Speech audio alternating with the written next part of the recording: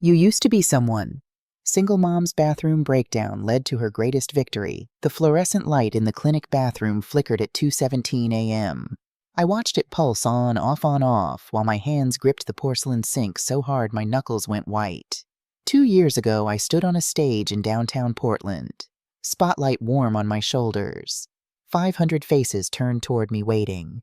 I clicked to the next slide of my presentation Q3 marketing projections for the tech startup I'd helped build from nothing. My voice filled the auditorium steady and sure. We've exceeded expectations by 42%.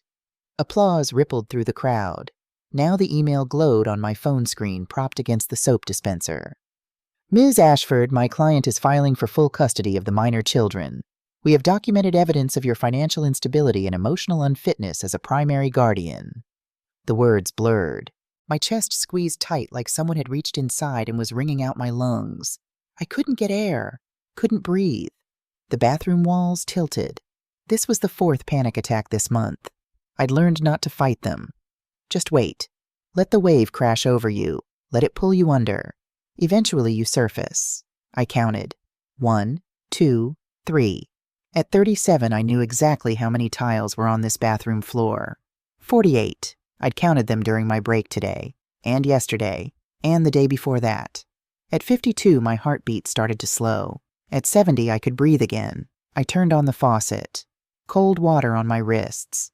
An old trick from college from before I became someone. Before I became no one. The mirror showed a stranger. Puffy eyes with dark circles carved beneath them. Hair I hadn't washed in 3 days, pulled back in a bun that had given up halfway through. The navy blue scrubs I wore for my job at Riverside Veterinary Clinic, $42,000 a year down from the $89,000 I used to make. I used to be someone. I whispered it to my reflection. You used to be someone. The woman in the mirror said nothing back.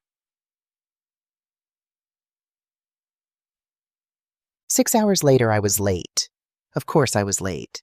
Owen had a diaper blowout that somehow defied physics by reaching his hair. Lily couldn't find her math homework, the one she'd spent 2 hours on last night, the one that absolutely could not be missing or she'd get her first B ever and the world would end. And Ethan refused to get out of bed until I physically pulled his blanket off, which earned me a string of words that 14-year-olds shouldn't know, but somehow all do. I hate you, he said flat and calm, like he was commenting on the weather. I didn't have time to unpack that particular grenade. Not this morning. Get dressed. 5 minutes. The Honda Civic sat in the driveway with its check engine light on. It had been on for 3 weeks. I couldn't afford to take it to the mechanic. I couldn't afford to not take it to the mechanic. Schrodinger's car repair. I buckled Owen into his car seat. He immediately started crying. No reason. Just crying because he was 20 months old, and that's what 20-month-olds do at 7:15 in the morning. Shh, baby. Shh. Lily climbed into the back, her face crumpled. I can't find it, Mom. I looked everywhere. We'll email your teacher. It's okay. It's not okay. Mrs. Peterson said, Lily. I met her eyes in the rearview mirror. 10 years old and already carrying the weight of perfection on her narrow shoulders. It's okay. She didn't look convinced. Ethan slouched into the front seat, earbuds and hood up. He didn't look at me. The car started on the 3rd try. Small miracles. We made it 4 blocks before the engine started making a sound like a dying cat. Mom, I know, Lily. But Mom, I know. The engine sound got louder. Then it stopped. Just stopped. The whole car shuddered and died right there on Morrison Street, half a block from the elementary school. I tried the ignition. Nothing. Tried again. Click, click, click. Owen screamed louder. Oh my God, this is so embarrassing, Ethan said. The first words he'd spoken to me all morning. I sat there with my forehead pressed against the steering wheel counting to 10, then 20, then I stopped counting because it wasn't helping anyway. Everybody out. What out? Now. Lily, you can walk to school from here. Ethan, you're late anyway, stay with me. Owen. I unbuckled him, hoisted him onto my hip. He was getting heavy. When did he get so heavy? I opened the Uber app while standing on the sidewalk. The morning sun was too bright. Everything was too bright. $32 to get Ethan to Jefferson High School. $28 to get me and Owen to the clinic. I had $147 in my checking account. Rent was due in 6 days. I hadn't bought groceries in 2 weeks. We were living on pasta and whatever I could stretch from the dollar store. I clicked confirm on Ethan's ride. Wait here, don't move. Yeah, whatever. The Uber arrived in 3 minutes. A clean Toyota with a driver who smiled too much. Ethan got in without saying goodbye. I stood there holding Owen, watching my 14-year-old son disappear down the street, watching my daughter's backpack bob as she walked alone toward the elementary school entrance, watching my phone screen tell me I had $150 left. Owen had finally stopped crying. He rested his head on my shoulder, heavy and warm. Mama, he said. Just that. Mama. I kissed the top of his head. Yeah, baby. I know. I made it to work 47 minutes late. Dr. Sarah Klein was in the exam room with a golden retriever and its anxious owner when I rushed through the back door. She glanced at the clock but said nothing. Just raised an eyebrow.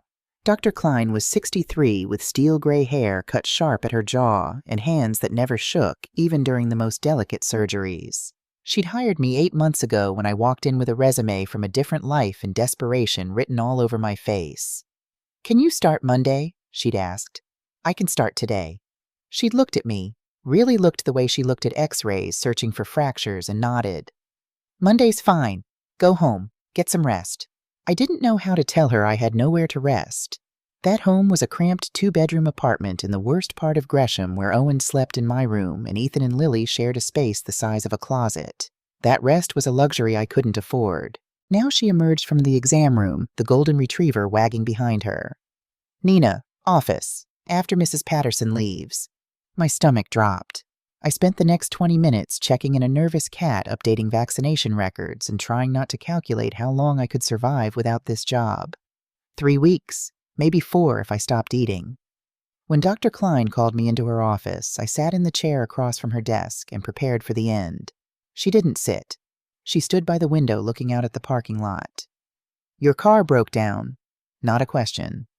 Yes. You took an Uber? Yes. $60 you don't have.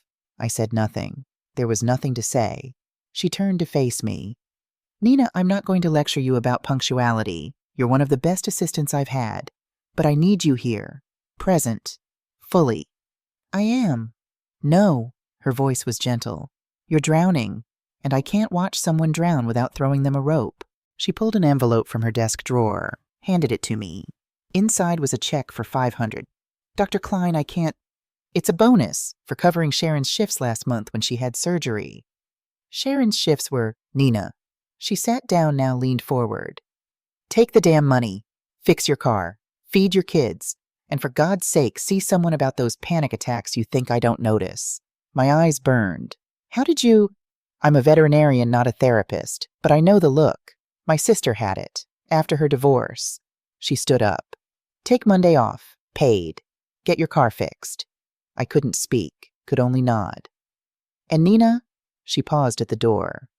Whatever you're fighting through, you're stronger than you think, but you can't do it alone. Nobody can. After she left, I sat there holding the check, crying as quietly as possible, while the golden retriever's owner chatted with the receptionist about grain-free dog food and upcoming puppy vaccinations. The elementary school called at 1:47 p.m. Ms. Ashford, this is Principal Hendricks. Lily had a situation in class today. My heart stopped. Is she hurt?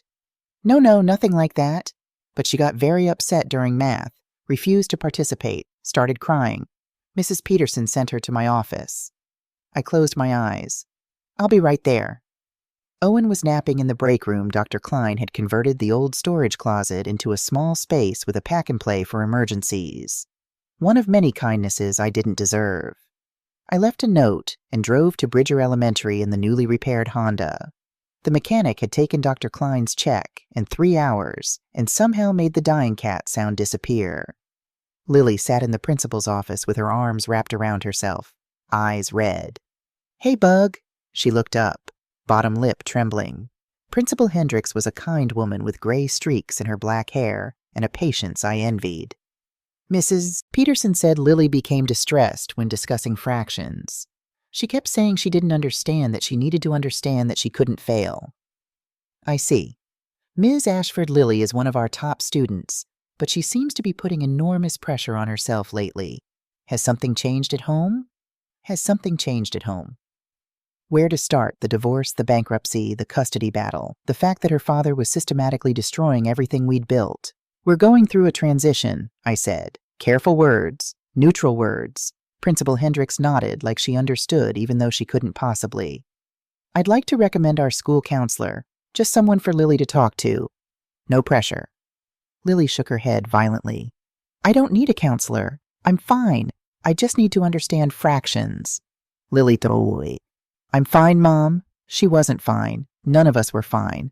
But I didn't know how to say that in a principal's office on a Thursday afternoon with fluorescent lights humming overhead and motivational posters about growth mindsets staring down at us. We'll talk about it, I said. In the car, Lily stared out the window. Talk to me, Bug. There's nothing to talk about. Mrs. Peterson said you were upset. I wasn't upset. Her voice cracked. I don't understand fractions. And if I don't understand fractions, I'll fail math. And if I fail math, I'll get a bad grade. And if I get bad grades, she stopped. And if you get bad grades, what? She turned to look at me, 10 years old with eyes too old for her face. Then Dad will take us away from you. He said you're not stable. He said you can't take care of us. He said if we're not good, if we're too much trouble, then you'll give up. The car swerved. I corrected it, pulled over to the side of the road, put it in park. Lily, look at me. She did. Your father is wrong. About all of it. You understand me. I will never give up on you. Never. Not if you fail every class. Not if you burn the house down. Not if you... My voice broke. I took a breath. You are not too much trouble. You are my daughter. And I'm not going anywhere. Promise? Promise. She unbuckled her seatbelt and climbed into the front seat, wrapped her arms around me. We sat there on the side of Morrison Street, holding each other while cars drove past and the afternoon sun slanted through the windshield. I miss Dad, she whispered. I know, Bug, I know. But I don't want to leave you. You won't have to choose, I promise. It was a lie. The custody hearing was in 6 weeks. She might absolutely have to choose. Or worse, a judge would choose for her. But in that moment in that car, I held my daughter and lied to her because sometimes love means protecting them from truths they're not ready to carry. Ethan came home at 4:30 p.m., slammed the door, and went straight to his room. I gave him 10 minutes, then knocked. Go away. I opened the door anyway. He was on his bed, earbuds and hood up, staring at his phone. Ethan? I said go away. And I said we need to talk. He pulled out one earbud. About what? About this morning. About you being angry. About I'm not angry. You told me you hated me. So I'd like to know why. He laughed. Actually laughed. It was harsh and wrong. Nothing like the sound he used to make when he was smaller, when he laughed at cartoons and dad jokes and the world was still simple. You want to know why, fine. Because you ruined everything. You and your perfect life and your perfect job and your perfect marriage that wasn't actually perfect. Because Dad left and now we live in this shitty apartment and you can barely afford food. And my car broke down this morning and everyone at school saw and asked if I was poor now, and you know what? Yeah, we are. Each word was a knife. Ethan, I'm not done. You want to know the worst part? Dad calls me every day. Every single day. And you know what he says? He says you're the reason. He says you pushed him away. He says you're too weak to take care of us, and that's why he has to fight for custody. And I believe him, Mom, because look at you. You're falling apart. The room was silent except for the distant sound of Owen babbling in the living room. I sat down on the edge of his bed. He shifted away. Your father is lying to you. Right, because you're so honest. What's that supposed to mean? He turned to face me finally, and I saw it, the anger, yes, but underneath something worse. Fear, confusion, the desperate need to make sense of a world that had shattered around him. You never told us what really happened. Why he left. You just said Daddy and I need space, and then suddenly we're moving and you're working at some animal hospital and everything's different and you won't explain why. I was protecting you. I don't need protection. I need the truth. The truth. The truth was that his father had systematically stolen from our joint accounts, had remortgaged our house without telling me, had funneled $180,000 into a pyramid scheme that collapsed, had left me with nothing but debt and 3 children. The truth was that I'd discovered emails to other women, not just one affair, but many. The truth was that Marcus had looked me in the eye and said, "You were never enough," before walking out. But Ethan was 14.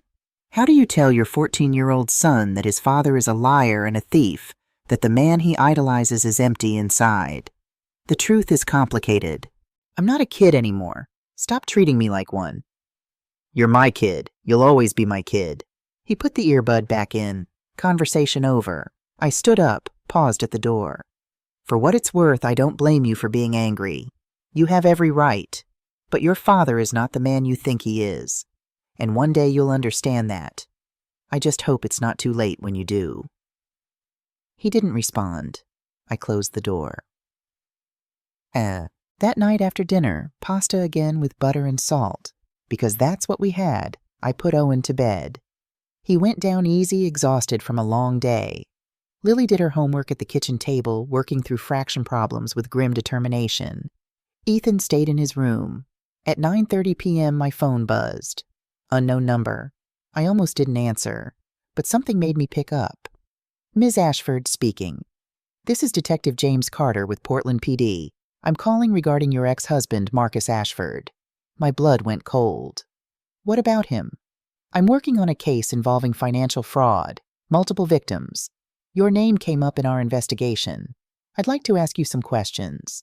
Would you be willing to come down to the station, tomorrow if possible, 9 a.m.? I thought about work, about Dr. Klein's kindness, about the $500 check that had barely scratched the surface of what I needed. I'll be there.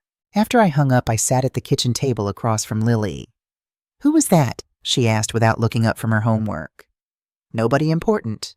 Another lie. They were piling up. Mom? Yeah, Bug. Do you think Dad still loves us? I looked at my daughter. Really looked.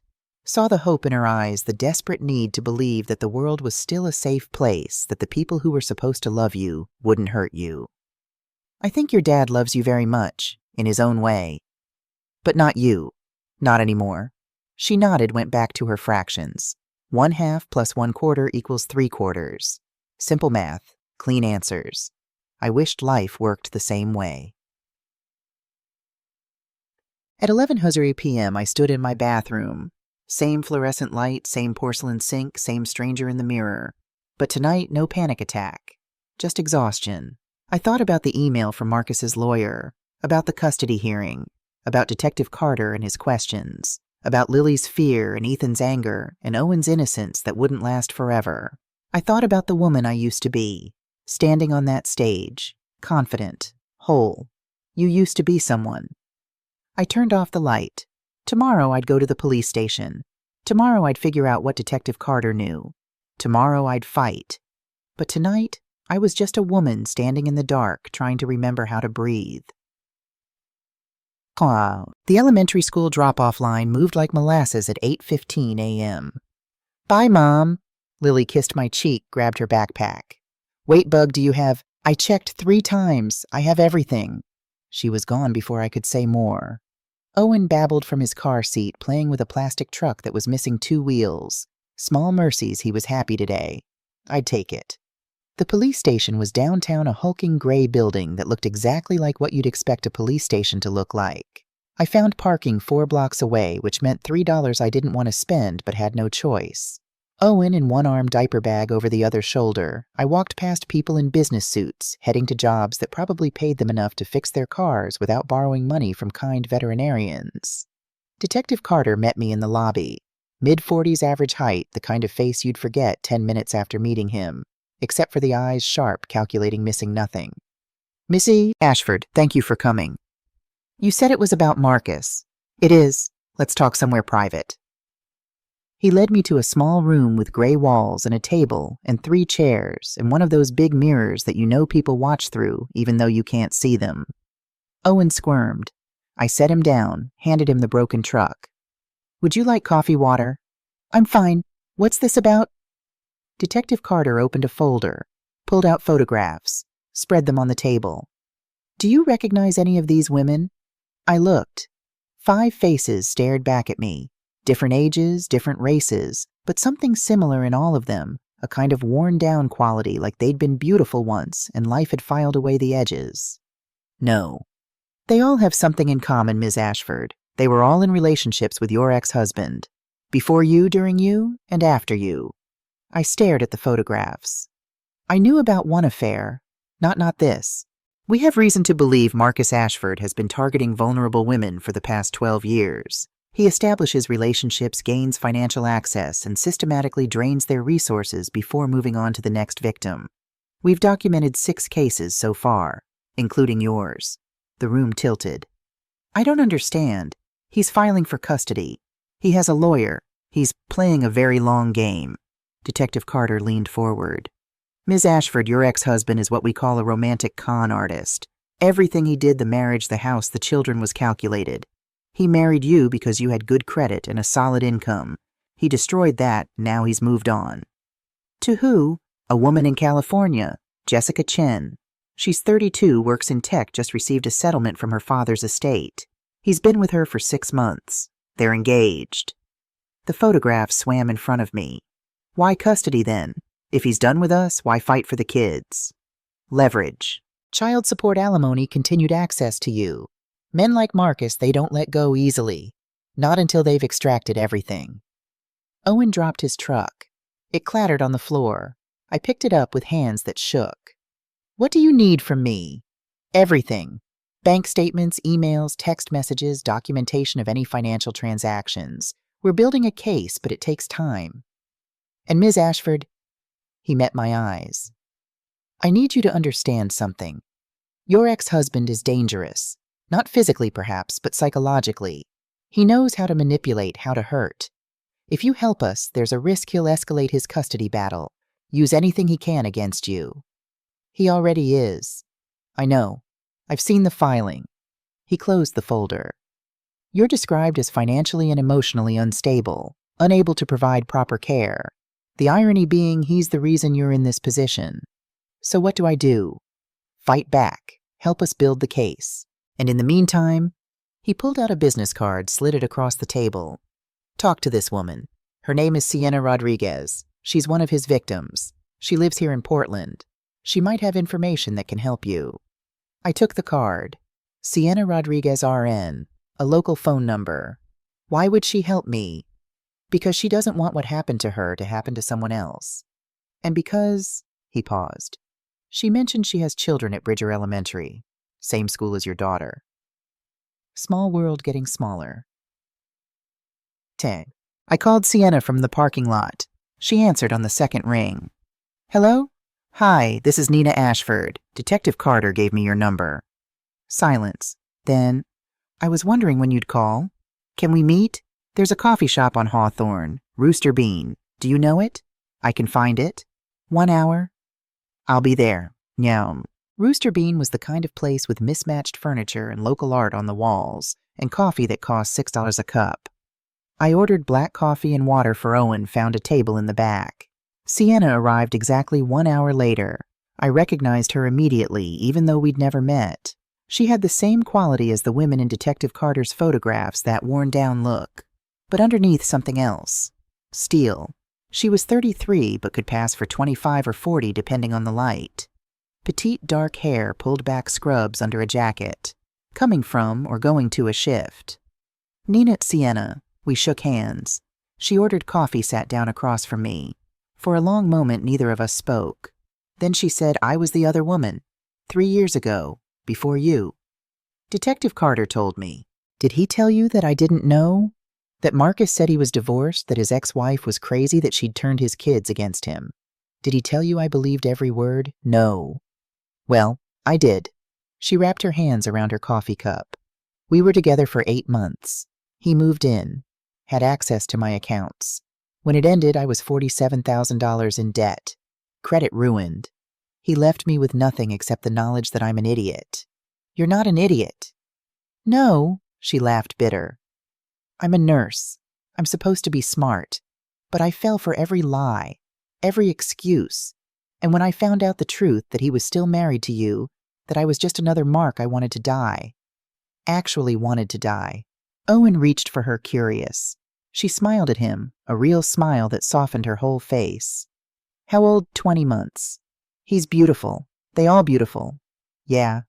Good. Hold on to that. When everything else falls apart, hold on to them. I took a breath. Why did you agree to meet me? Because Detective Carter is building a case, but it's slow. Legal process evidence gathering all of it.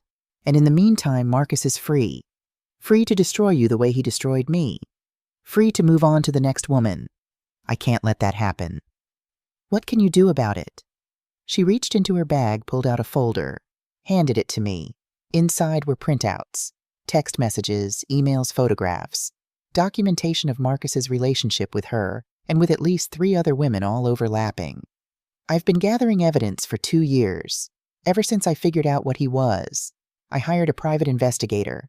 Cost me everything I had left, but it was worth it. She leaned forward. Nina, your ex-husband isn't just a con artist. He's systematic. He has help. Help?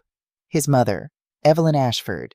She's the one who identifies targets, finds vulnerable women with good credit or recent inheritance or savings. She's been doing it for decades. The room spun. That can't be right. Evelyn, she was always kind to me. She helped with the kids. She was nice to me too, until I wasn't useful anymore. Then she ghosted me, blocked my number, pretended I never existed. Sienna's hands trembled. I know this is a lot, but you need to know what you're dealing with. Marcus isn't going to stop, and the custody battle, that's just his way of maintaining control. I looked down at the folder, at the evidence of systematic destruction. What do you want from me? I want you to fight. I want you to help Carter build a case strong enough to put Marcus away. And I want... Her voice broke. I want to make sure no one else ends up like us. Owen started fussing. I picked him up, held him close. I have 3 kids. I can't afford a lawyer. I can barely afford food. I know. That's why we need each other. She pulled out her phone, opened a group chat. There are others. Single moms in Portland. We've been meeting, supporting each other. It's informal, but it helps. Would you want to join us? I looked at the chat. The Rebuilt Collective. Diana's idea. She's dramatic. Sienna smiled. But she's right. We're rebuilding, from scratch, together. I don't know. Just come to one meeting, Tuesday night, Diana's place. Bring the kids, we all do. See if it fits. She stood up, hesitated. Nina, one more thing. Detective Carter probably didn't tell you this, but Marcus, he has a pattern. When his victims start to fight back, he escalates, gets aggressive, vengeful. The custody battle is just the start. Be careful. She left before I could respond.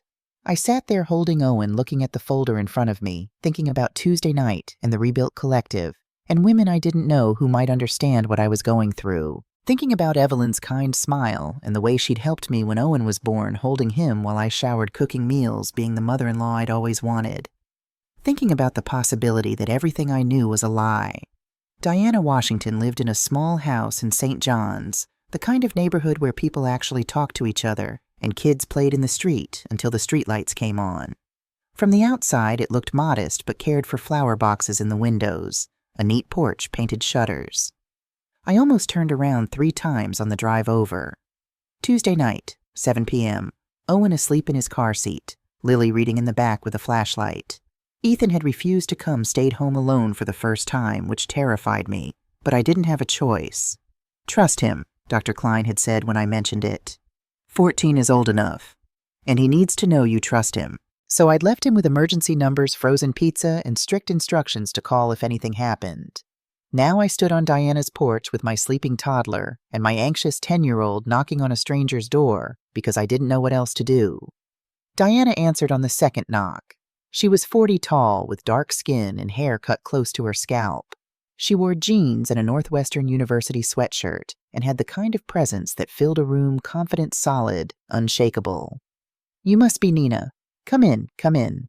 The inside of the house was warm, lived in. Kids' drawings on the fridge, mismatched furniture, the smell of something cooking. 2 boys twins, maybe 8 years old, were building Legos in the living room. That's Marcus and Malcolm, Diana said, then caught herself. Wait, your ex is Marcus. Unfortunately. Well, my boys are Marcus and Malcolm, so that's going to get confusing. We'll call your ex the asshole. Problem solved. Lily giggled. First time I'd heard that sound in weeks. Sienna was already there, sitting at the kitchen table with a glass of wine. Another woman sat next to her, younger Asian American with long dark hair and the kind of stillness that suggested deep waters underneath. "This is Ray," Sienna said. "Ray Nina." Ray nodded. "Nice to meet you." Diana took Owen from my arms without asking, settled him on the couch with pillows around him. "He'll be fine there. The boys know to be gentle. Lily, you want to help them build. They're making a spaceship." Lily looked at me. I nodded. She went to join the boys, hesitant at first, then warming when Marcus, the boy, not the asshole, handed her a pile of blue bricks.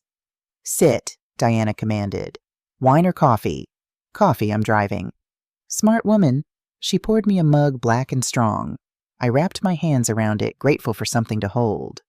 "So," Diana said, settling into her chair. "Sienna told us your situation. Ex-husband is a con artist, custody battle, drowning in debt. Sound about right." "That's the short version." "Always is." She leaned back. "Here's the thing, Nina. We're not a therapy group. We're not here to hold hands and cry, though God knows we do plenty of both. We're here because the system failed us, all of us. And we figured out that if we're going to survive, we need each other. So, you in or you out?" I looked around the table. 3 women I didn't know. 3 strangers who somehow understood more about my life than anyone else. "I'm in." "Good." Diana pulled out a notebook. "Then let's get practical. What do you need most right now?" "A lawyer I can't afford. Evidence that Marcus is lying. A way to keep my kids." Ray spoke for the first time, her voice quiet but precise. "I'm a lawyer. Was a lawyer. I can't practice right now. I had a breakdown. Lost my license temporarily. But I know family law. I can coach you, help you understand the process. I can't pay you." "I'm not asking you to. Diana feeds my kid twice a week. Sienna helps with his medical stuff. We trade. That's how this works." Sienna leaned forward. "I gave you that folder. Documentation of Marcus's pattern. But there's more. I've been in contact with 2 of his other victims. They're willing to testify if it comes to that. It won't help directly with custody, but it establishes character." "And I can cook," Diana said. "I know that sounds stupid, but hear me out. You're spending money on food you don't have. I run a catering business, trying to run one. I can make big batches, freeze them, you take what you need. We all eat better, we all save money." I stared at them. "Why are you doing this?" "Because nobody did it for us," Diana said simply.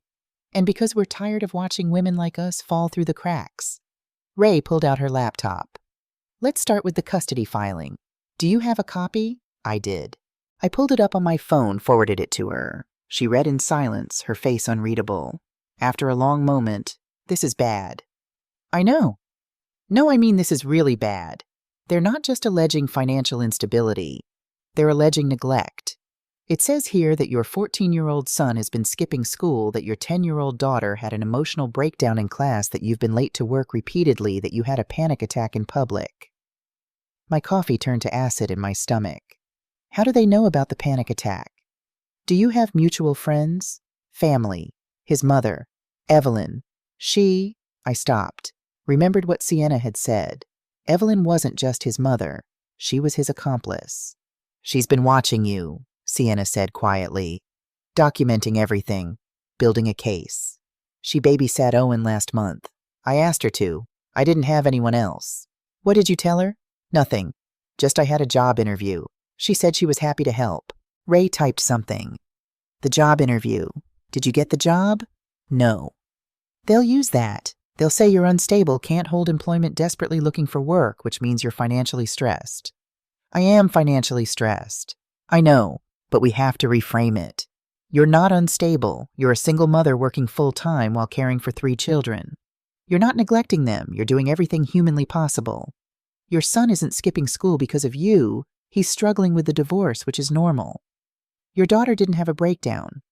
She had anxiety about math homework, which is also normal." She looked up from her laptop.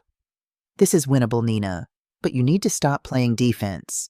We need to go on offense." "How?" "We show the court who Marcus really is. Not just a bad husband, a criminal. We get Detective Carter to testify. We bring in Sienna and the other victims. We prove that he's not fighting for custody because he loves his children. He's fighting for control." Diana nodded. And we show the court that you have a support system, that you're not alone. References character witnesses proof that you're providing a stable environment despite impossible circumstances. I can be a reference, Dr. Klein had said when I'd mentioned the custody battle. Anytime.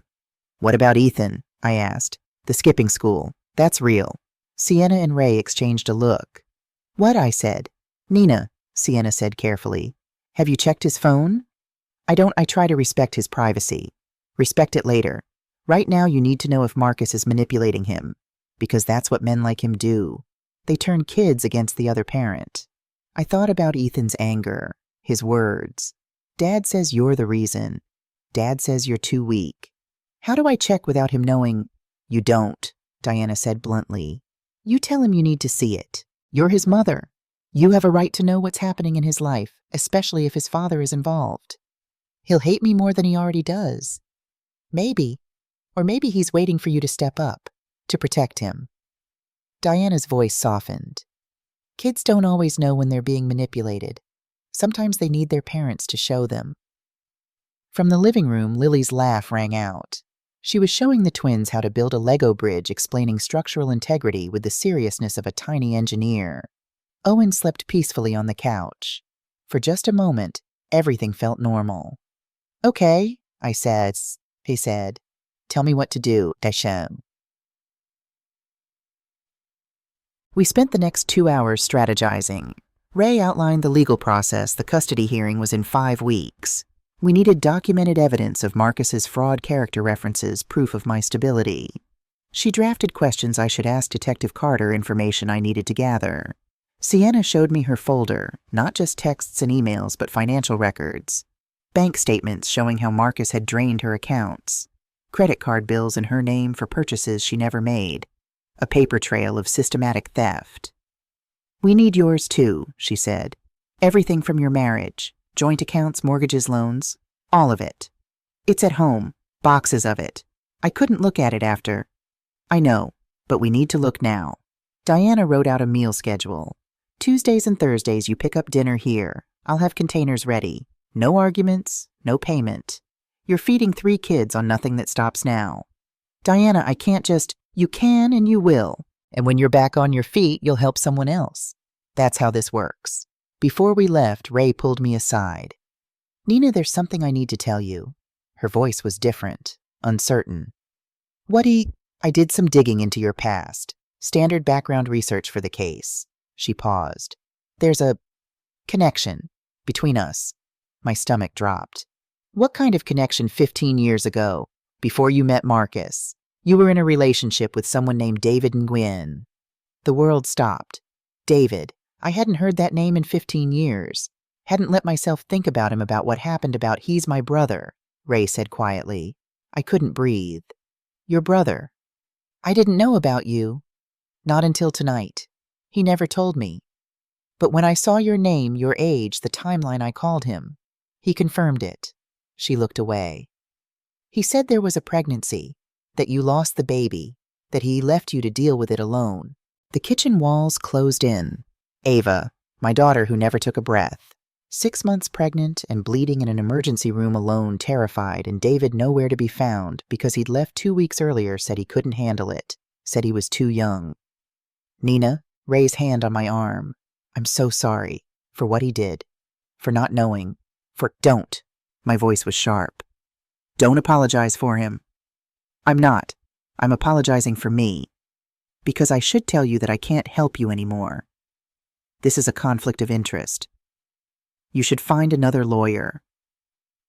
I looked at her, really looked, saw the guilt, the uncertainty, the fear that I'd blame her for her brother's sins. Your brother was a coward, I said. But you're not him, and I need your help, if you're willing to give it. You don't hate me. I don't know you well enough to hate you. But I know what it's like to be judged for someone else's choices. I won't do that to you. Relief flooded her face. Thank you. Just don't tell him about me. About my kids. About any of this. I don't want him anywhere near my life. I won't. I promise. At home, Ethan was on the couch watching TV. How was it? He asked without looking at me. Fine. I put Owen to bed, helped Lily with her nighttime routine, then returned to the living room. Ethan was still there, phone in hand. Can we talk now? Now. He sighed, paused whatever he was watching. What up? I sat down next to him. Not too close, giving him space. I need to see your phone. His head snapped up. What no? Ethan, that's private. You can't just, I'm your mother, and I think your father has been texting you, saying things about me, things that aren't true. His face went red. So what if he's allowed to talk to me? He is, but I need to know what he's saying, because we're in a custody battle and anything he tells you matters. You want to spy on me. I want to protect you. I don't need protection. His voice was loud, too loud. Owen whimpered from the bedroom. I waited. The whimpering stopped. Ethan, I kept my voice calm. Your father is not who you think he is. He's done bad things to me to other people, and I think he's trying to manipulate you, turn you against me. You're paranoid. Maybe. So prove me wrong. Show me your phone. Show me that I'm being crazy and paranoid, and I'll apologize. He stared at me, defiant, scared. Then slowly he handed over the phone. I opened his messages, scrolled to Marcus's name. The texts went back months, daily, sometimes multiple times a day. Your mom is losing it. I'm worried about you. She can't take care of you properly. You know that, right? If things get bad, if you need to leave, call me. I'll come get you. Don't tell her we're talking. She'll just get upset. This is between us. You're the man of the house now. You need to watch out for your sisters. Your mom can't do it alone. I saw your grades. You're slipping. That's on her. She's too stressed to help you. I love you, son. I'm fighting for you. Don't forget that. Message after message. Poison dripped slowly into my son's mind. But that wasn't the worst part. The worst part was Ethan's responses. I know. She's a mess. I hate living here. I wish you'd take us. When can I come stay with you? I felt sick. Ethan. He wouldn't look at me. Do you really believe this? That I'm losing it? That I can't take care of you? Silence. Answer me. I don't know. He stood up, started pacing. I don't know what to believe. Okay, everything's different. You're different. Dad says one thing, you say another. I'm tired of it. Tired of being in the middle. I stood too, went to him, put my hands on his shoulders. He tried to pull away, but I held on. Listen to me. Your father is lying. About me, about our marriage, about why we're in this situation. He stole money. He cheated. He destroyed our family. Not me. Him. You're lying. I'm not. And I can prove it. I thought about Sienna's folder, about Detective Carter's investigation. But right now I need you to trust me. Can you do that? His eyes were wet. I don't know. That's fair? I let go of his shoulders. But I'm asking anyway. Trust me, just for a little while longer. And if I'm wrong, if your father is telling the truth, then I'll accept whatever consequences come. But if I'm right, my voice broke. If I'm right, then he's hurting you, and I can't let that happen. He wiped his eyes roughly with his sleeve. Can I have my phone back? No. Mom, you can have it back in a week, after the custody hearing. You can call your father from my phone if you need to talk to him, but I'm not letting him manipulate you anymore. That's not fair. You're right, it's not. But I'm doing it anyway. I walked to my bedroom, closed the door, and cried as quietly as possible into my pillow so my children wouldn't hear. The next morning I called Detective Carter. Ms. Ashford? I need to know something. The case against Marcus. How strong is it? Strong, but slow. Financial fraud cases take time to build. We're looking at months, maybe a year before trial. I don't have a year. The custody hearing is in 5 weeks. I know. I've been subpoenaed to testify. Will it help? He paused. Honestly, I don't know. Judges are cautious. They'll want to see conviction, not just allegations, but I'll do my best. What about the other women, Sienna and the others? They can testify to his character, pattern of behavior. It'll help paint a picture. Is it enough? Nina? He'd never used my first name before. I can't promise you anything, but I can promise that we're going to fight like hell. That's all I've got. Then I guess that's what we'll do. Thursday night I picked up dinner from Diana's house. She handed me 3 containers, Chicken and rice, roasted vegetables, and some kind of casserole that smelled incredible. There's enough for a week if you stretch it. Diana, this is too much. It's leftovers from a catering job. Otherwise it goes to waste. You're doing me a favor. I knew it wasn't leftovers. Knew she'd made it specifically for us. But I also knew better than to argue. Thank you. Don't thank me. Just show up next Tuesday. At home, Lily and Owen devoured the chicken. Ethan ate in his room. He'd barely spoken to me in 2 days. Friday, I went through the boxes from the divorce. Found bank statements, mortgage documents, credit card bills. Evidence of Marcus's theft laid out in black and white. Ray came over Saturday morning, went through everything. This is good, she said. This is really good. He withdrew $30,000 here. Do you remember this? No. You didn't authorize it. I didn't even know it happened until the divorce. She made notes. This is financial abuse. Classic pattern. We can use this. We worked for hours. By the end, Ray had built a timeline, every withdrawal, every suspicious transaction, every lie Marcus had told. How did you learn all this? I asked. She looked up from her laptop. I used to work for one of the top family law firms in Portland. 80-hour weeks, impossible cases, constant pressure. I was good at it. Really good. Then my son was diagnosed with autism. He needed therapies, interventions, special education. My ex-husband, couldn't handle it. Left when Kai was 3. I'm sorry. Don't be. He was useless anyway. She smiled, but it didn't reach her eyes.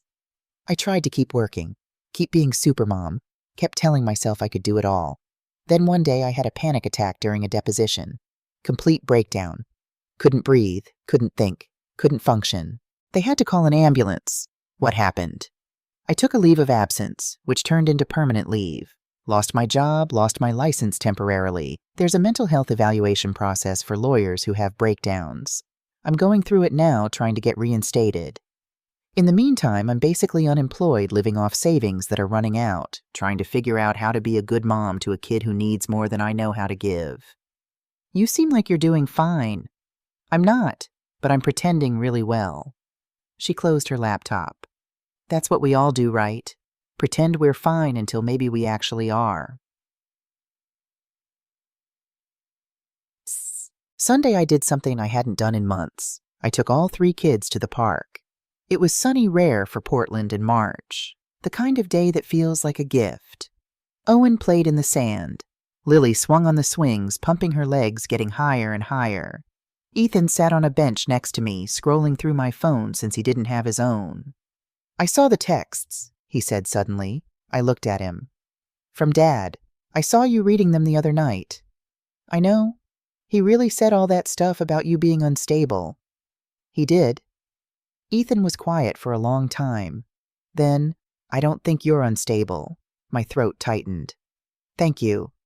I think it... He stopped, started again.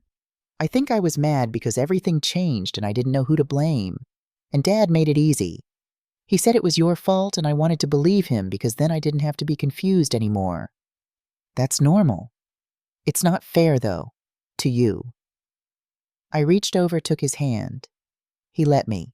I'm not going to lie to you anymore, Ethan. About your father, about our situation, about anything. You're 14. You deserve the truth. What is the truth? So I told him. Not everything, not the affairs, not the full extent of the theft, but enough. Enough that he understood why we lost the house, why we were broke, why I was fighting for custody. When I finished, he sat there staring at his shoes. He's really that bad. He's really that bad. What if the judge gives him custody? Then we'll fight to get you back. But I don't think that's going to happen. How do you know? Because I have help now. People who are fighting with me. And because I'm not giving up. Ever. He leaned against me. Just a little. Just enough. I'm sorry I said I hated you. I know, baby. I know. We sat like that while Lily swung and Owen played and the sun warmed our faces, and for just a moment we were okay. Tuesday night, the Rebuilt Collective met again. This time all 4 of us brought our kids. Diana's twins, Ray's 6-year-old son Kai, who sat in the corner with noise-canceling headphones doing a puzzle, Sienna's 2 daughters, Lily, Owen, and even Ethan, who'd agreed to come. The house was chaos. Beautiful chaos. Pizza boxes on the table, Diana's treat. Kids everywhere. Noise and laughter and the kind of comfortable disorder that happens when people stop pretending everything is perfect. Okay, Diana said when we'd finally settled the kids with a movie. Updates. Nina? Ray's been helping me prepare. We have documentation of Marcus's financial abuse character witnesses, and Detective Carter is testifying. I paused. I feel like maybe we have a shot. You do, Ray said firmly. Sienna raised her wine glass. To having a shot. We all clinked glasses, even Ethan, who had soda. My turn, Diana said. I have news. She looked nervous. Diana never looked nervous. I've been lying to you all. The room went quiet. About what? I asked. About where I live. This isn't my house. What? It's my sister's house. She's overseas for work. I've been staying here while she's gone, but she comes back next month. And when she does, Diana's voice cracked. I don't have anywhere to go. Sienna leaned forward. What do you mean? I mean my catering business collapsed 6 months ago. I lost my apartment 4 months ago. I've been living in my van with Marcus and Malcolm, parking in different lots every night. They shower at the gym. I shower at clients' houses when I do cleaning jobs. We're homeless. Silence. Then Ray. Why didn't you tell us? Because I was ashamed. Because I'm supposed to be the strong one. The one who has her shit together. The one who feeds everyone else. Tears ran down her face. But I don't. I'm barely surviving. And I don't know what to do. I stood up, went to her, wrapped my arms around her. She collapsed into me. You're not alone, I said. Not anymore. Neither are you, she whispered back. We held each other while our kids watched movies in the next room, and the rest of the rebuilt collective gathered around us, and for the first time in 8 months, I felt something I'd forgotten existed. Hope. That night, after we'd brainstormed solutions for Diana, Sienna had a spare room. Could she and the boys stay there temporarily? Ray knew a housing assistance program. Could we get her enrolled? I drove home with my kids. Ethan was different. Quieter, but in a thoughtful way, not an angry way. Mom. Yeah. That was cool. What you guys are doing? Helping each other. Yeah, it is. Do you think, he hesitated, do you think I could do something like that? Help someone. I glanced at him. Like what? I don't know. Maybe tutor kids at school who are struggling. Or volunteer somewhere. I want to do something that matters. My chest ached with love for this boy who was trying so hard to find his way. I think that would be amazing. 3 weeks before the custody hearing, everything changed. Detective Carter called me at work. Nina, we've got something big. What? Yeah. Marcus isn't just running romance scams. He's part of a larger operation. We've traced the money he's been funneling stolen funds through multiple accounts, laundering it, then investing it in legitimate businesses. We're talking millions of dollars over the past decade. How does that help me? Because we've connected it back to Evelyn, his mother. She's not just helping him find victims, she's running the financial side. Setting up shell corporations, moving money offshore. This is organized crime, Nina. And we have enough to arrest them both. My heart stopped. When soon? Maybe before your custody hearing, maybe after. But either way, this changes everything. A judge isn't going to give custody to someone facing federal charges. After I hung up, I sat in the break room at the clinic staring at my hands. Everything I'd believed about Evelyn, the kind mother-in-law, the helpful grandmother, all of it was a lie. She'd held Owen, fed my children, smiled at me, and the entire time she was documenting my struggles, building a case against me, helping her son destroy me. I wanted to scream, wanted to break something, wanted to drive to her house and demand answers. Instead, I called Sienna. It's done, I told her. Carter has enough. They're going to arrest him. She was silent for a long moment. Then, good. It's about damn time.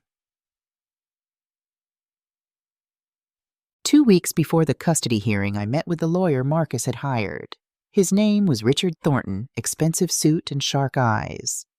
Ms. Ashford, thank you for coming. I didn't have a choice. No, you didn't.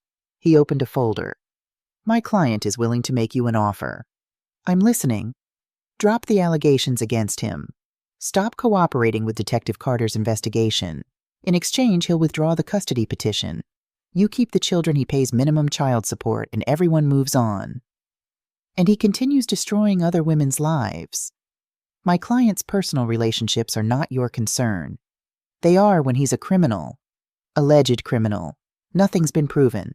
I leaned forward. Tell your client to go to hell. Tell him I'm not backing down. Tell him he can threaten me, manipulate me, try to take my children, but I'm done being scared. And I'm done letting him win. Thornton's expression didn't change. You're making a mistake. Maybe, but it's my mistake to make. I walked out before he could respond. 1 week before the custody hearing, Marcus called me. I hadn't heard his voice in months. It was strange, familiar, and foreign all at once. Nina, what do you want? I want to talk. About the kids. About us. There is no us. I know. I know I hurt you. I know I messed up. But they're still my children, Nina. I love them. You don't know how to love anyone but yourself. That's not fair. Fair. I laughed. It sounded harsh even to my own ears. You want to talk about fair? You stole from me. You lied to me. You tried to take my children. You've been poisoning Ethan against me for months. And now you want to talk about what's fair. I can explain. I don't want your explanations. I want you to leave us alone. Nina, please, just listen. The hearing, you don't have to do this. We can work something out. Joint custody, shared time. I'll back off on the financial stuff. Because Detective Carter is building a case against you. Silence. You don't know what you're talking about. I know exactly what I'm talking about. I know about the other women. I know about your mother. I know about all of it, Marcus. And it's over. You think you're so smart. You think you've won. But you haven't. I will always be their father. I will always be in your life. You can't get rid of me. Watch me. I hung up. My hands were shaking. But I felt powerful. Strong. I felt like myself again.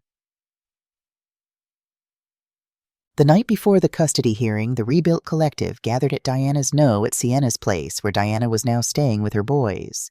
We didn't talk about strategy or evidence or what might happen tomorrow. We just sat together, ate Ray's attempt at homemade cookies, slightly burnt but edible, watched our kids play, existed in the same space. Whatever happens tomorrow, Sienna said, you're not alone. I know. Diana raised her glass. To the Rebuilt Collective, to fighting back. To survival. To survival, we echoed. That night at home, I went through my nighttime routine on autopilot. Owen to bed. Lily to bed. Ethan, who hugged me goodnight for the first time in months, to bed. Then I stood in my bathroom. Same fluorescent light. Same porcelain sink. Same mirror. But the woman looking back at me wasn't a stranger anymore. She was tired. Scared. Uncertain about tomorrow. But she was also strong, fierce, ready to fight. I pulled out the old ultrasound photo from the back of my dresser drawer. Ava, the daughter I'd lost 15 years ago, the ghost I carried. I'm doing this for them, I whispered to her image. For all of them, and for me. I'm not hiding anymore. I tucked the photo back in its place, turned off the light, and went to bed. Tomorrow everything would change. But tonight I was ready. The courthouse was exactly what I expected, gray stone tall columns, the weight of justice pressing down on everyone who walked through its doors. Ray met me at the entrance. She couldn't represent me officially, still didn't have her license back, but she could sit behind me, whisper advice, be my anchor. You ready? She asked. No. Good. If you were ready, I'd be worried. Inside, the hallways smelled like floor polish and anxiety.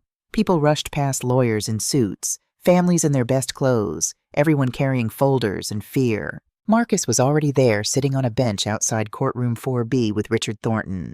He wore a navy suit, perfect haircut, the face of a concerned father. When he saw me, he smiled. Warm, genuine, the smile that had made me fall in love with him 10 years ago. I looked away. Dr. Klein arrived, dressed in slacks and a blazer. Nina, how are you holding up? I don't know yet. She squeezed my hand. You've got this. Sienna came next, then Diana. They weren't testifying, the judge had limited witnesses, but they'd taken the day off work to be here, to sit in the gallery, to remind me I wasn't alone. At 9:00 a.m. exactly, we were called into the courtroom. Judge Patricia Morrison presided 60-something gray hair pulled back reading glasses perched on her nose. She had the look of someone who'd seen every version of human tragedy and couldn't be shocked by anything anymore. Good morning. This is a custody modification hearing for Ashford versus Ashford. Ms. Ashford, you're representing yourself. Yes, Your Honor. Mr. Ashford, you have counsel. Yes, Your Honor. Thornton stood nodded. Very well. Mr. Thornton, you filed the motion. You'll present first. What followed was brutal. Thornton laid out his case with surgical precision. Nina Ashford was financially unstable documentation of late rent payments, insufficient income mounting debt. She was emotionally unstable evidence of panic attacks, erratic behavior, inability to maintain employment. She was neglecting her children. Ethan skipping school, Lily having emotional breakdowns, Owen in daycare with strangers. Your Honor, my client is deeply concerned for the welfare of his children. He's established a stable home in California, has steady employment, has remarried into a supportive family environment. He's asking for primary custody with visitation rights for Ms. Ashford. The words landed like punches. When it was my turn, I stood on shaking legs. Your Honor, everything Mr. Thornton said is technically true. I am struggling financially. I have had panic attacks. My children are going through a difficult time, but none of that is neglect.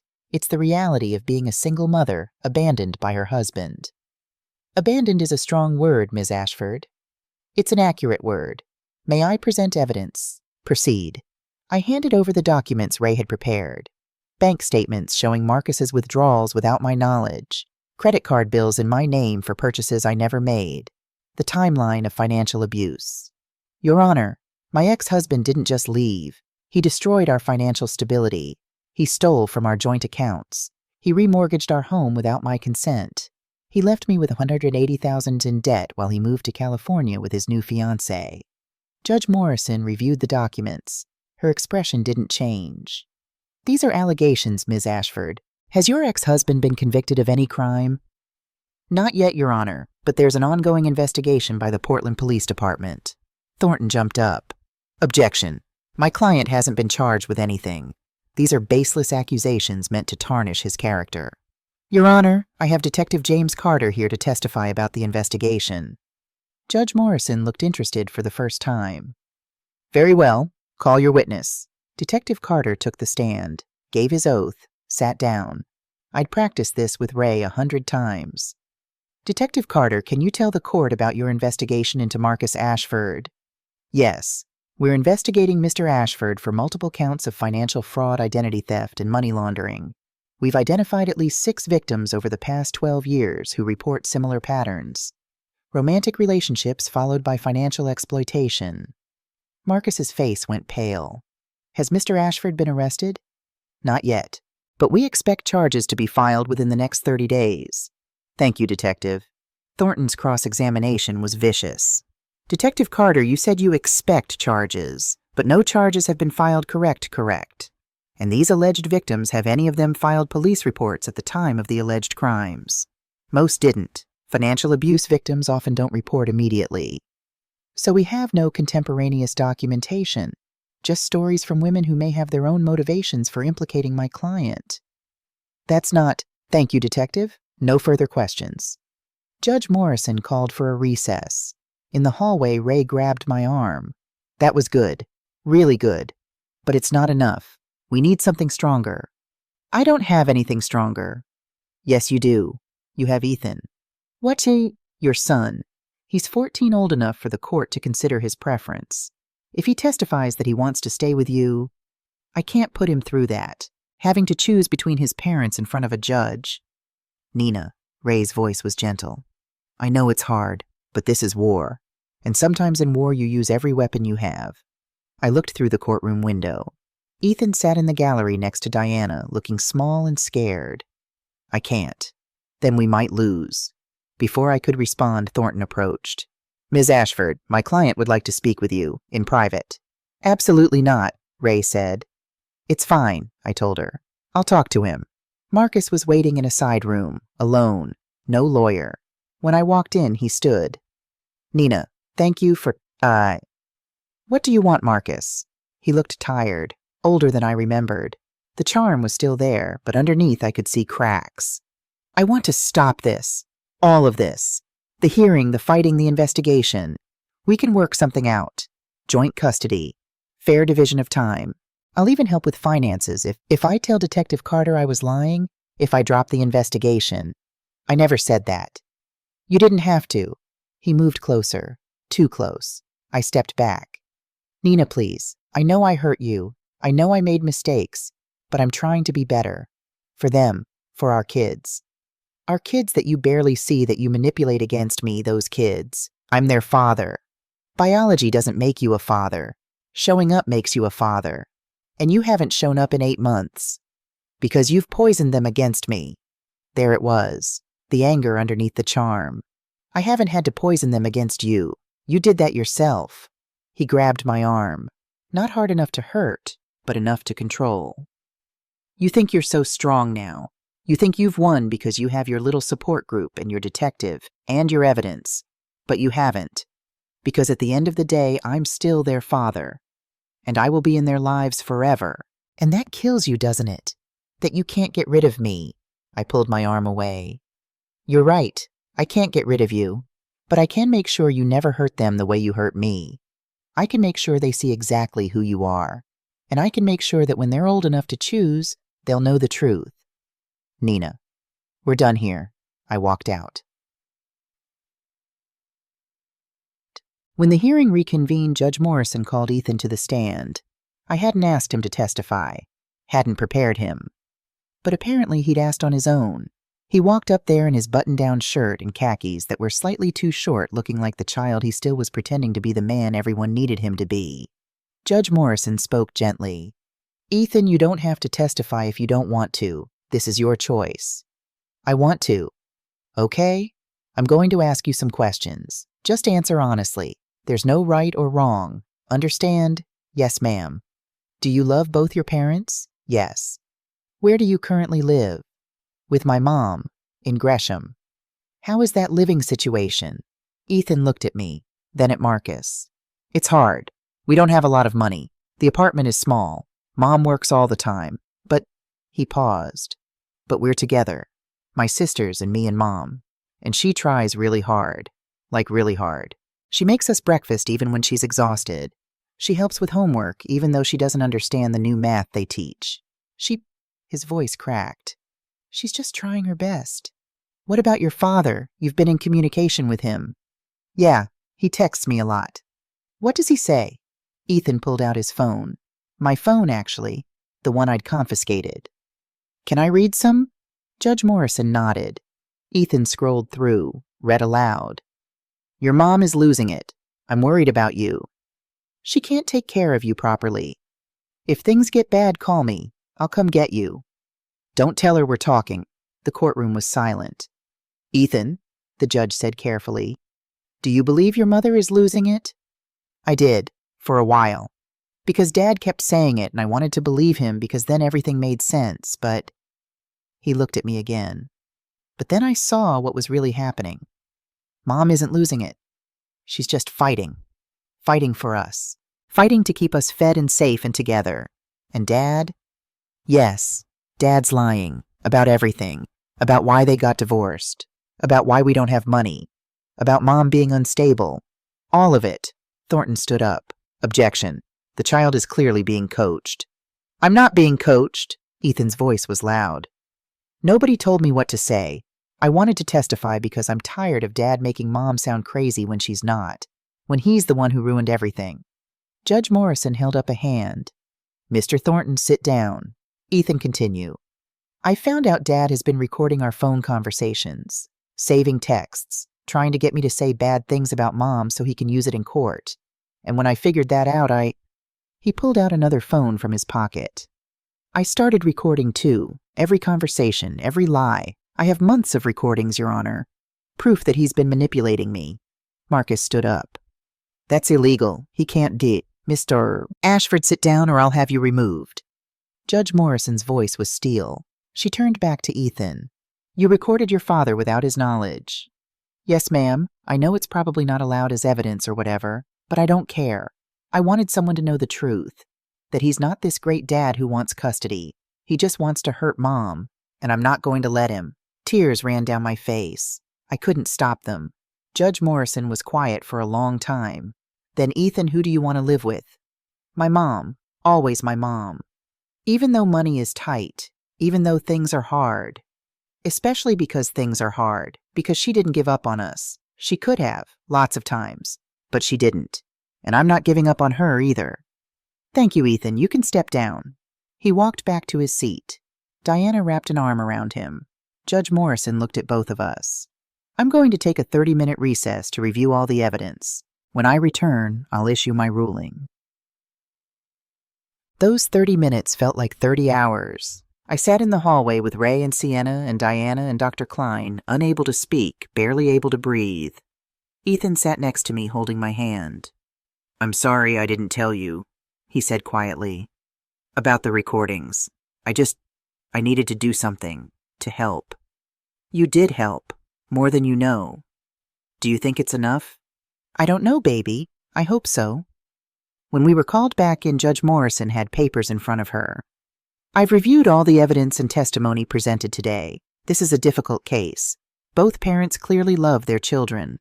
But love alone doesn't determine custody. Stability does. Safety does. The best interest of the children does. She looked at Marcus. Mr. Ashford, I'm troubled by the testimony from Detective Carter and from your son.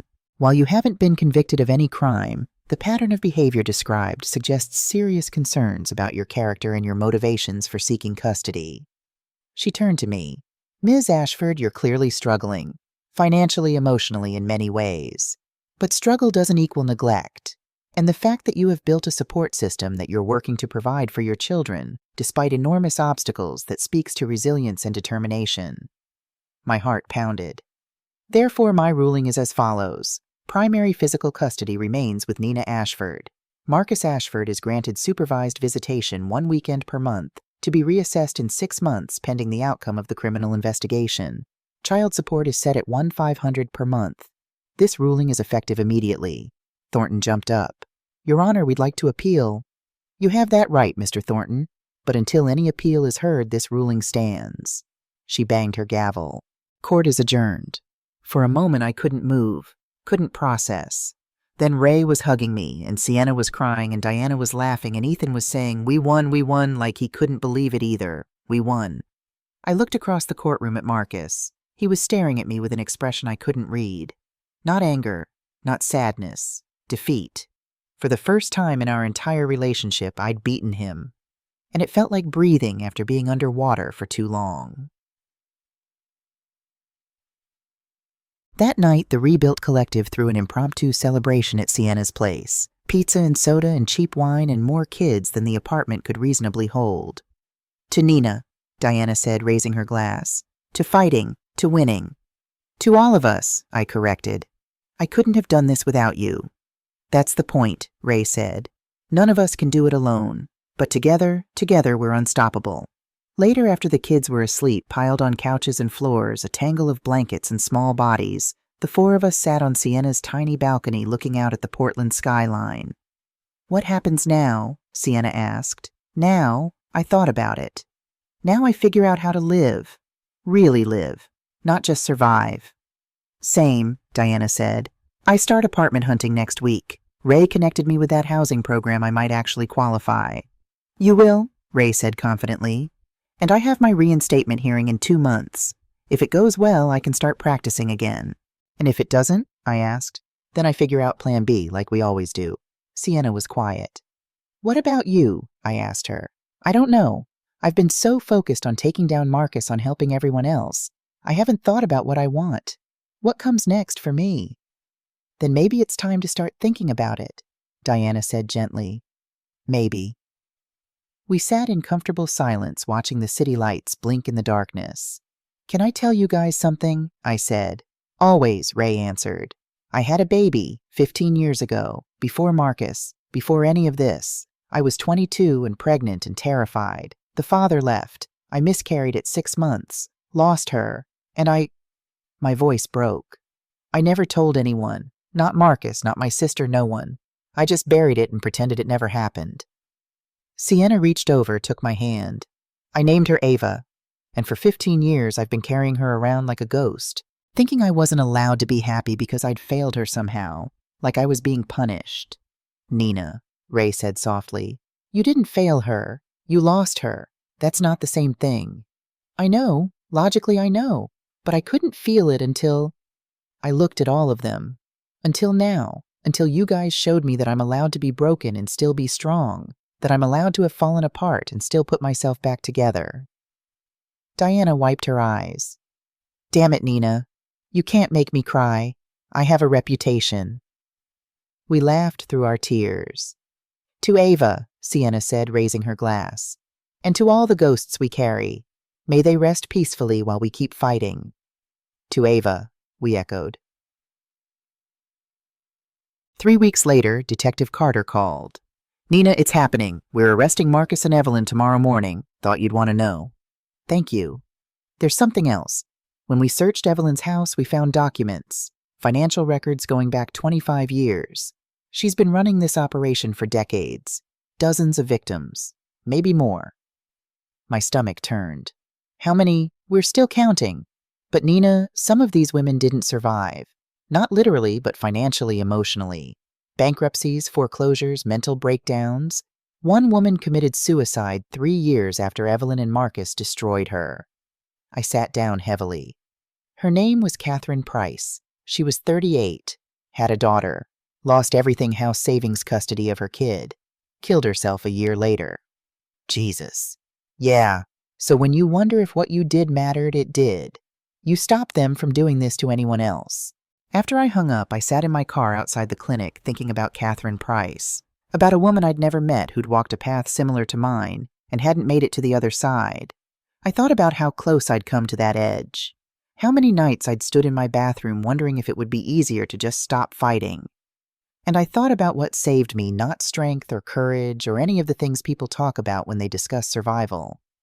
What saved me was community, was Sienna showing up and saying I understand, was Diana feeding my children when I couldn't, was Ray fighting legal battles beside me, was Dr. Klein throwing me a lifeline without being asked. What saved me was not being alone. The arrest made local news. Portland con artist and accomplice, mother arrested in multi-million-dollar fraud scheme. I watched the report with Ethan, Lily, and Owen curled up on the couch, Marcus in handcuffs being led into the police station. Evelyn beside him, her face blank. Is that Daddy?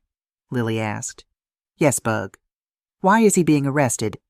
How do you explain to a 10-year-old that her father is a criminal, that her grandmother is a criminal, that the family she thought she had never really existed, because he did bad things, hurt people, stole from them?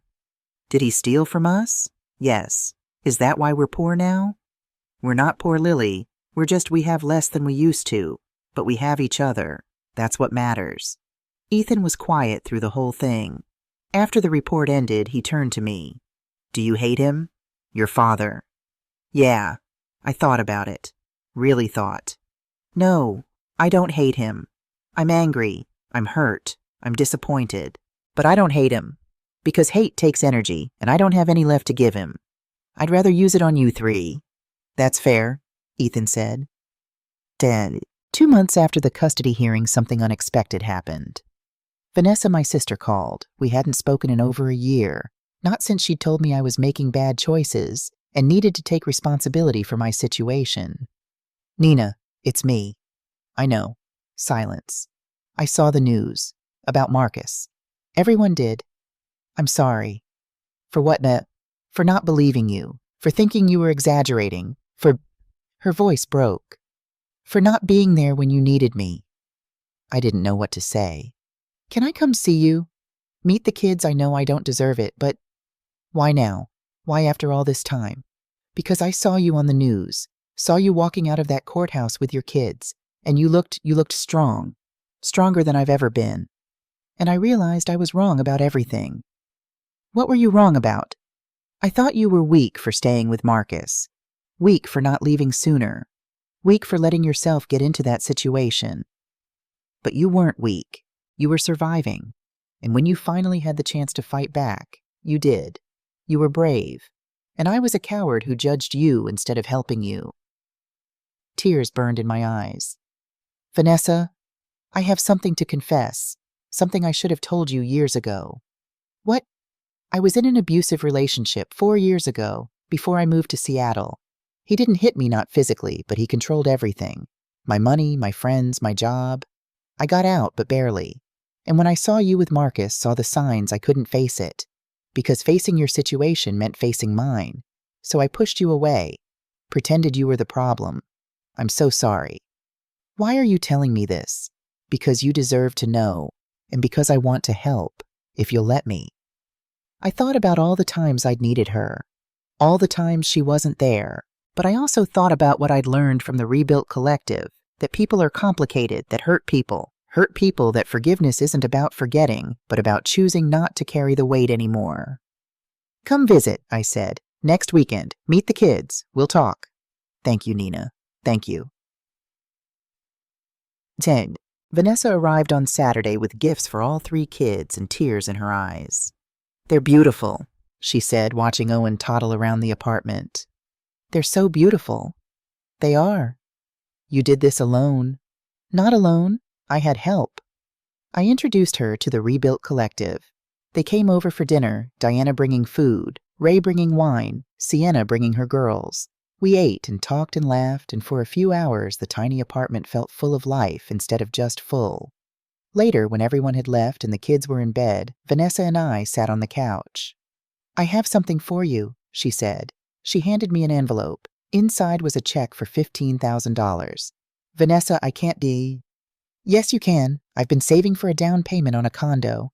But you know what? I don't need a condo. I need to help my sister, so take it. Pay off some debt. Get a better apartment. Whatever you need.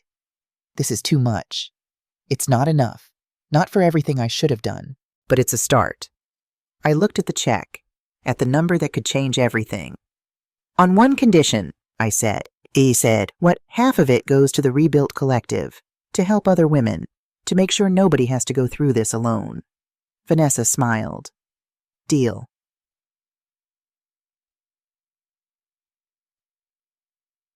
Six months after the custody hearing, I started something new, a podcast.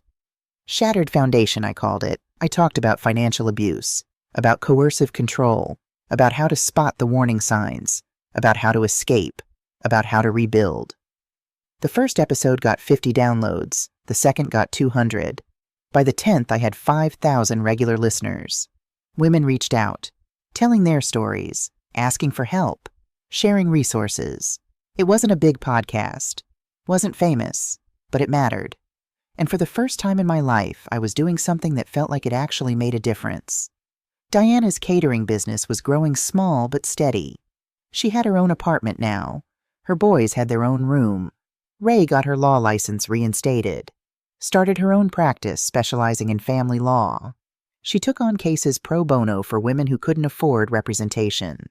Sienna started a support group at the hospital where she worked. For survivors of domestic abuse. She led it every Tuesday night. And the Rebuilt Collective. We kept meeting, every week, sometimes to celebrate, sometimes to cry, sometimes just to exist in the same space, and remember we weren't alone. And 1 year after the custody hearing, I stood in front of a mirror. Not my bathroom mirror with its flickering fluorescent light. A different mirror. In the studio where I recorded my podcast.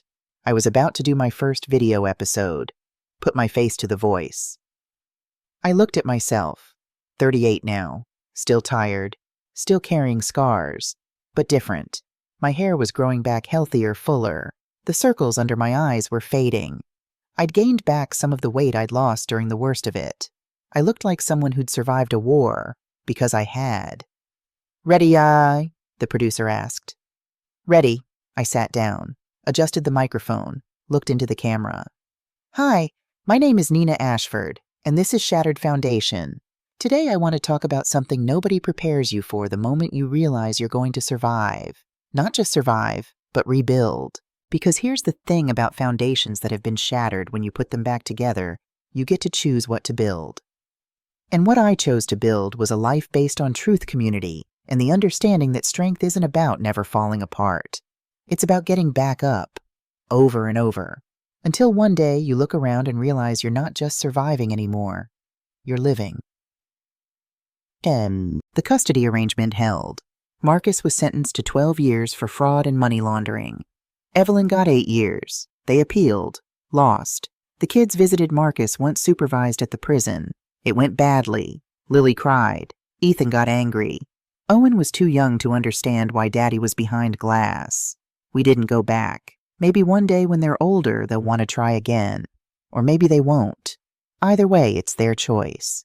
I got a call from Richard Thornton Marcus's former lawyer 6 months after the sentencing. Ms. Ashford, I wanted to apologize. For what? For not believing you. For defending him. For He paused. For being complicit in his abuse. I should have seen the signs. Should have questioned his story. I didn't, and I'm sorry. Why are you telling me this? Because I want to do better. I've started representing abuse survivors. Pro bono. It's the least I can do. Good, I said. We need more lawyers like that. Ethan turned 15. Applied to volunteer at a youth center tutoring kids who were struggling in school. I want to help people, he told me, like you do. Lily turned 11. Stopped trying to be perfect. Started painting wild, colorful, abstract pieces that covered her walls. I don't need to get straight A's, she announced one day. I just need to try my best. That's exactly right, Bug. Owen turned 3. Started preschool. Came home every day with stories about his friends and paintings that were mostly blobs, but which I hung on the fridge like they were masterpieces. Because they were.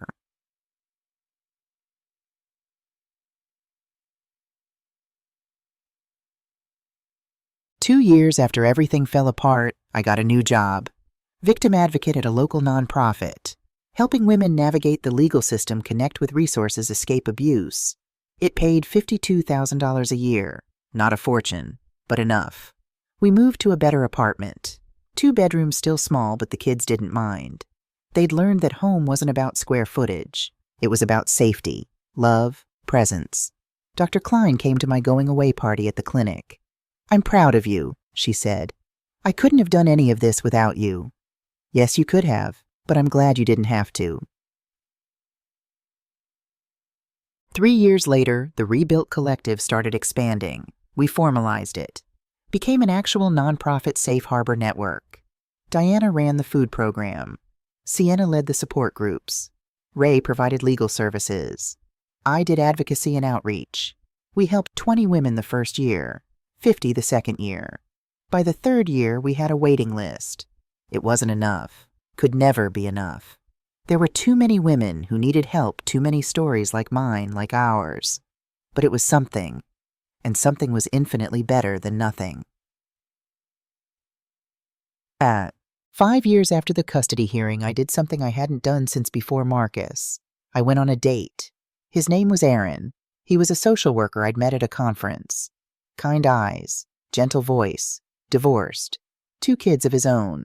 We got coffee, talked for 3 hours. He didn't run when I told him my story. Didn't flinch when I mentioned the podcast, the nonprofit, the ex-husband in prison. Sounds like you've built something incredible from a terrible situation, he said. I've tried. Can I see you again? I thought about it. Really thought. For so long I'd been focused on survival, on my kids, on healing. The idea of letting someone else in felt terrifying, but also exciting, hopeful, like maybe there was space in my life for more than just survival. Yes, I said. I'd like that. That night I stood in my bathroom. Different bathroom now. Better lighting. A mirror that didn't show a stranger. I looked at myself 42 years old, 5 years removed from the worst period of my life. Gray hairs starting to show. Lines around my eyes. Scars you couldn't see but which I carried anyway. I thought about the woman I'd been at 37. Standing in that clinic bathroom at 2 a.m. having a panic attack, sure her life was over. I thought about everything that had happened since. The fighting, the falling apart, the rebuilding. I thought about my kids asleep in their rooms, about the Rebuilt Collective, now Safe Harbor Network, about the women we'd helped, about the podcast reaching thousands of listeners every week, about the fact that tomorrow I'd see Aaron again, that maybe, just maybe, there was room in my rebuilt life for love that didn't hurt. I whispered to my reflection the same words I'd said 5 years ago, but with a different meaning. You used to be someone. Then I smiled. And now you're someone even better. I turned off the light and went to bed. Outside Portland stretched out under a clear October sky. The city lights blinked. Traffic hummed. Life continued. And somewhere in that city there was a woman standing in a bathroom at 2 a.m. having a panic attack. Sure, her life was over. I couldn't help her tonight. But tomorrow maybe she'd find my podcast, or call Safe Harbor Network, or meet someone from the Rebuilt Collective who'd say the words that saved my life. You're not alone, and together we can survive this. That's what I'd learned. Not that foundations never shatter, but that when they do, when everything you've built comes crashing down and you're left standing in the rubble wondering how you'll ever move forward, you find your people, you fight, you rebuild. Not the same foundation, not the same life, something different, something stronger, something shattered and reformed and beautiful in its imperfection, something yours.